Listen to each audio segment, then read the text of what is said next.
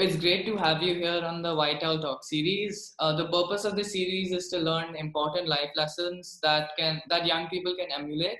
So today we are talking to Mr. Atul Pant, the founder of Timeless Life Skill Foundation, an educational charity for the underserved children. They work with 20 plus rural schools in India, spread over 4 states, teaching children essential life skills and dispositions to make them future ready and life ready. So we're very excited to have you here and extremely keen to learn about your journey.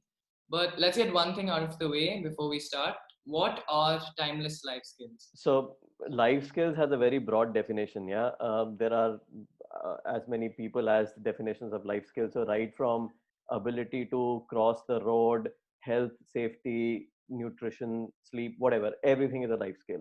Yeah. So when I started my journey with timeless life skills, I always try to figure out if you could whittle it down to some few life skills. Okay, if I give you an analogy, it's like saying RGB, right? So the three primary colors, red, green, and blue. And if you have red, green, and blue, then you can mix them and create millions of colors, right? So the question to I asked myself was, are there some very, very fundamental skills which, if a young person or age doesn't really matter, they learn, then using those skills, they can learn millions of other skills. Yeah. So that to me was like a broader definition of timeless. Like, it doesn't matter. And I'm not saying timeless in a, I mean, I'm being very practical. To me, timeless simply means that, like, a young person like you, we have no idea in 10 years from now what technology, how will it change the world, what jobs will be there, what will not be there, how much anxiety will we have, given this, coronavirus is a good example of how life can change so suddenly. So hence, what are those fundamental skills? And to my mind, they are, for example, the first is learning to learn. Yeah. So it's not what to learn, it's how to learn. So I focus when I am working with children, I'm focusing more on how to learn. And I give them this analogy of saying that, you've heard the Eklavya story, that when Guru Dronacharya refused to teach him, he created a clay statue and he taught himself. Yeah. So I always ask children that, I'm sure there was nothing in the clay statue, right? There was something within Eklavya that made him learn on his own. So what are that? What are those, what are called dispositions or qualities of the mind? So learning how to learn and cultivating these dispositions, to my mind, is like a timeless life skill. Growing up, what were the core values which helped shape the person you are today? Um, I think more than values, I would say experiences, and a lot of them coincidental. It was just for some funny reason that when I was in class 11, uh, three, four of us friends in our neighborhood, we decided to volunteer, with an organization called Samadhan, which was working with slow learners. And all it was that, once a week we had to go and volunteer time. And I think I enjoyed it so much that I was there for 7 years, right till my post graduation. Almost every Saturday I spent there. A lot of people ask me that, was there a person with similar disabilities at home? And no, there wasn't. I mean, and from there I got introduced to, blind school, and I would go to blind school in Delhi. And again, the idea was to volunteer time. But when I went there and I started interacting with students who were not, you know, age wise, I was just a few years elder to them. They would be more interested in talking about, stuff like, I was in college by that time and they were still in class 11. So they wanted to know all about college life and stuff like that. So I think it's these things which shaped my, whatever I'm doing today, rather than any specific values that I could name. Yeah, so I think it's been a connection of, these experiences that have made me what I am today. You've helped a lot of people in need, and this was this always what you wanted to do, or did an experience cause you to start helping people? No, I mean, like I'm saying, when I was in class 11th, we just started doing this volunteering and it just continued, but studies and all was happening. That was the main focus. This was more on the side. Um, but in fact, when I started working like everyone, I was keen to make money. Later on, I set up my own venture. And again, the whole focus was to first establish that venture and then again, grow the revenues and everything. Um, so this timeless life skills was actually just by chance that I was so by that time I had moved out of India and I was first in Singapore, then in Japan. And I was back in India, and with a old professor who invited me, I happened to visit the hills, Uttarakhand. Uh, I had never been to a rural school before that. Uh, so just by chance, with this old professor of mine, we went there, and I got a chance to interact with a lot of students and teachers, and they were eager to learn. They were so eager to learn. I had never met anyone who was, so keen to learn. Yeah. And I had set up this new venture called Timeless Life Skills by that time, and the whole idea was again to build it up like a corporate entity, focus on revenues and profits and whatnot. But I distinctly remember when we were coming down from the hills back to Delhi, it just, something flashed in my mind, and I said, no, I have to take Timeless Life Skills here, rural India. So initially I would come to India, and I would take, so the venture, the back office was in India, and I was not in India. So I would come back every 3-4 months to India. And whenever I would come, I would take a couple of weeks off and go to these rural schools. And then that grew so much on me that after 3-4 years, I think, I and my wife, we sat down and I said, look, I don't want to work now. I want to set up this charity and, work full time. And, uh, I mean, fortunately, the circumstances permitted us to do that as a family. So that's when I set up this Timeless Life Skills Foundation. And for the last 8 odd years, I've been doing just this. Yeah. So you've been also associated with the charitable association for helping the blind and people with low vision. So can you tell us about the work you do with them? So that was earlier on. So we had set up a venture which was a kind of a social enterprise, and it was called Enabling Dimensions. And one of the things we were doing there was working with the visually disabled community in India. And this was because when I was back in college days, because I had interacted with so many blind students, there was this one student who was from a very low income family, and very far away from where I used to stay with my parents in Delhi. And every Saturday he was totally blind. He would change three buses, three DTC buses, and come to my house and to learn economics.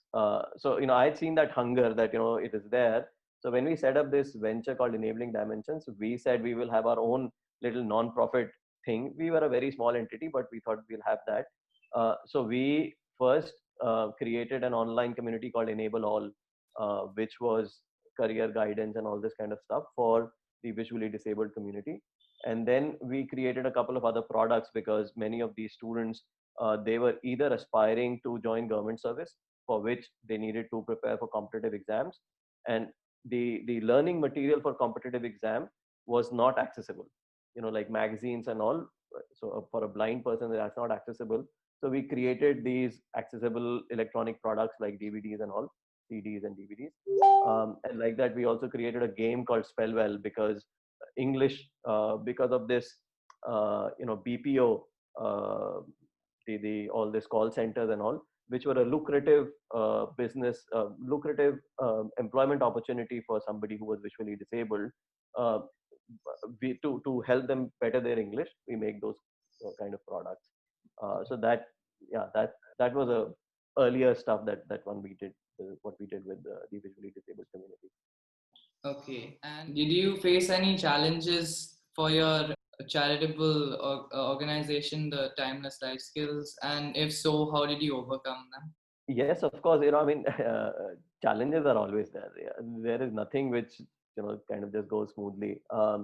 It also depends on how you view a challenge. I mean, do you take it upon yourself and you say that yes, let's figure this one out, and so you take a big challenge and then you kind of break it up into smaller challenges, and you say, okay, let me tackle this, and then let me tackle this, and then let me tackle this. So I'm saying that forget about initial stages. Of course, there are always problems then.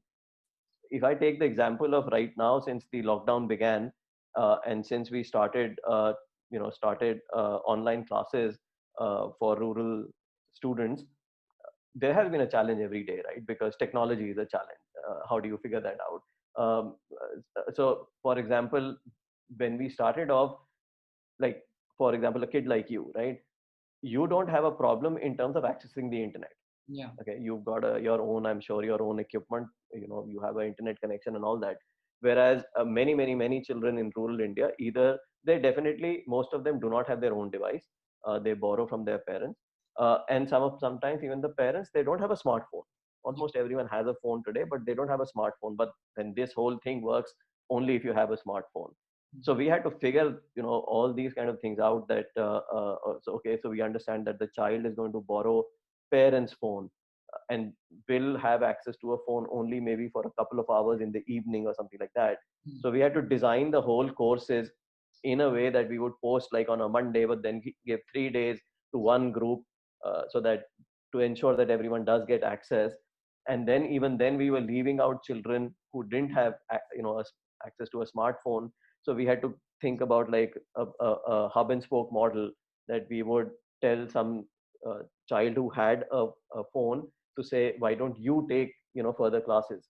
But Yeah. initially nothing of that was possible because it was a lockdown, and social distancing and all that. So I'm saying almost every day you have all these kind of issues, and you just need to tackle them.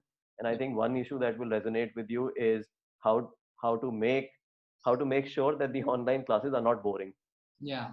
right? And that's the biggest thing. So And we've I been feel using like apps and this and that. it's a lot Yeah, different from face to face also, right? Because online people can like doze off, and you can't tell if they're paying attention. That's what happened in our online school classes. The teachers never knew if people are paying attention, so it's hard to make sure that the absolutely, students are understanding and learning everything. absolutely, Yeah. absolutely.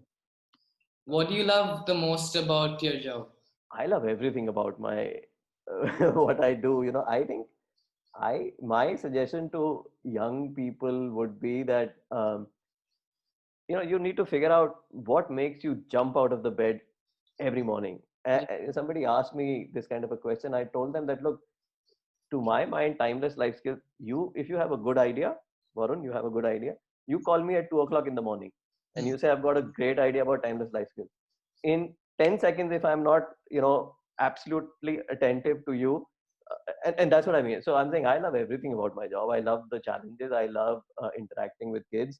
Yeah. Um, I love the smile on their face. I'll give you a small example. So I've been doing these classes in Uttarakhand, the up in the Himalayas. And so there is one school where there is this tea shop, and there is a like 100-meter road, and the school is there. So when I go there, I stay in the villages. So I normally have breakfast there in that little tea shop. And so all the children are, they come a bit early before the school starts. So they are all going along that road, Yeah. and they are all merrily talking. And then one of them will look like this, and, they will see me, and then they will look again, and then they will whisper with each other, and then they will go, oh, today we are going to do some fun project. That is very satisfying. Yeah. And I think all of them are like really enthusiastic about learning anything new. They just always If bring to the opportunity of if learning. like you, there is no difference, right? I mean, if like you, it is presented in a format and all which they think is cool, it's project based, and you can use devices and stuff like that. Absolutely. Then you've got them hooked. Yeah. Many young people, I think, going into colleges or even in schools, don't know what exactly they want to do and lack a sense of direction on careers which they want to pursue. So, what would be your advice to them? See, I think one is very fundamental is adaptability, right? Because you don't know what's going to happen. I mean, there are so many jobs will simply disappear, but so many new opportunities will come up. Like these days, I'm running a course on little course around space adventures, because we are tracking uh, you know that these like from 15th of July to 15th of August is the right time to launch vehicles to Mars Huh. because of the distance between Earth and Mars. So there are loads of launches happening. There was a launch yesterday. UAE launched a satellite to Mars. There is another one on 23rd. Chinese are launching, and then NASA is launching a big rover, the second rover called Perseverance. So I've been discussing all this stuff with the kids, and then from there, what one is trying to tell them is that let's say you do something like geology, and you think geology is really boring, and I'm telling you all these Mars missions, they rely on geologists because eventually when you get the rock data or whatever to analyze, you need this. Plus, of course, then you have got so many new fields: astrophysics, astrobiology, this and that. I think it is about, if your circumstances permit you, then it's about your interest. Yeah. Okay, because if you're really interested in something, what happens is you will work hard, and because you will work hard, you will learn more, you will shine. Yeah. And the reason I'm saying is somebody in your circumstances, because I also deal with a lot of children who are not in such circumstances, and in which case, if your very survival is at stake, then you take up any job that you get, right? And to them, I suggest that it's okay. Then you have to kind of chart a path to that destination. So for you, I think it's based more on interest. I also like the concept of ikigai. Are you familiar with ikigai? No. It's a Japanese concept, and basically, if you think of four circles, so one circle is what you enjoy. Okay, Okay. so what you're interested in, what you're passionate about, that's one circle. Yeah. Then the second circle is what you're good at, because it's possible that you are interested in something, but you're not very good at it. Yeah. Okay. Then the third is, do you know how to make money out of these two things? Yeah. And the fourth is, what is what the world needs. Yeah. Okay. Yeah. And if you can find a confluence of all the four: what you're interested in, what you're good at, what you can make money, and what is good for the world, that sweet spot is called ikigai. It's a Japanese concept, and so there are these blue zones all around planet Earth, which means where people are living beyond 100. Many, like quite a few people are living beyond 100 and living happily. Yeah. So Okinawa in Japan is one such area. There are others also, and this ikigai comes from Okinawa. So they say that if you do in your life every single day, you are doing something which, if not all four, at least most of them are there. Especially, I think what is good for the world is more important. Then you will be happy, and you will be charged up and excited, and Yeah. that will have good impact on your health. You will have a sense of purpose, some fulfillment. So anyway, and that's what they are saying is the reason that they are all living up to beyond 100 and happily without too many physical ailments and all that. So I think concepts like ikigai and what is your interest and figuring out your interest. A lot of children ask me this, that I do not know how to find my interest. Okay, so there is this idea of flow. So flow is basically a concept given by a psychologist, Mihaly Csikszentmihalyi. Um, Flow is basically when you are so involved in something that time stops for you. That tells you what is your interest. Of So, course, many children also say that I nothing. I mean, the cheeky ones tell me watching TV, or playing video. That tells you what is your interest. Of so course, many children also say that I nothing. I mean, the cheeky ones tell me watching TV, or playing video games is when time stops for me. And I say, oh, fine, that's fine. So now you get your ikigai back, and you figure out. So watching TV is something that I know they are being cheeky with me. So they are saying that watching TV is when time stops for them. I say, fair enough. Then maybe you want to either do something around TV production. yeah. Okay, or maybe if nothing, you'll become a critique of TV shows later. So it still works. You are interested, you figure out those other boxes, and then you will figure out. And so I'm saying figuring out all these things. And also, I think at a young age, you should try many things Yeah. without jumping into conclusions that you like them or not, because you have no idea. So you should give it a fair shot. And then if you think, no, this is not for me, by all means, move on, do something. So try out many things, figure out your interest, apply ikigai. I think maybe you will have some ideas. Yeah. So just to try a lot of different things and find the one thing you love the most and to just go for it. And also, see, this might last for it might last for a long time, but chances are it will last for 5 to 10 years. Yeah. Okay. If I look at myself, I have changed not jobs, I've changed professions 3 times in my life, right? And I'm pretty sure uh, people your age, you will change careers maybe 5 times, not jobs, careers. Okay. So I'm saying that's why. So it's okay. I mean, the other thing is that, don't be very serious about life. Okay. It's better to be sincere about what you do, not be serious about it. Right. So I make sure that, I always have this litmus that if I am thinking of a new course or an activity or something, if I'm not going to have fun doing it, I don't want to design it for the kids. Okay. Yeah. Because if I'm having fun, then, it always shows. It always shows. I mean, when I go, I always feel that children are most looking for enthusiasm, right? I mean, if I am enthusiastic, then it kind of, that energy goes to them and they say, yeah, yeah, let's do this. Otherwise not. So I'm saying, yeah, so you are right about the steps. And I'm saying maybe you will only have that clarity for a certain period of time. And I'm saying, what's the big deal? You can do something else then. Yeah. My last question to you would be, you worked relentlessly to help improve the lives of underserved people. So are there any guiding life principles that are emerging? Okay, so for me, if you're saying for me, the biggest thing was I don't even view it that way. Okay, I don't view as if I have to get up and I'm doing something really noble or whatever. My first thing is that, am I having fun in it or not? But more importantly, what I have discovered since I've started working is, in Hindi, I call it Samaj Sudhar se pehle Atma Sudhar.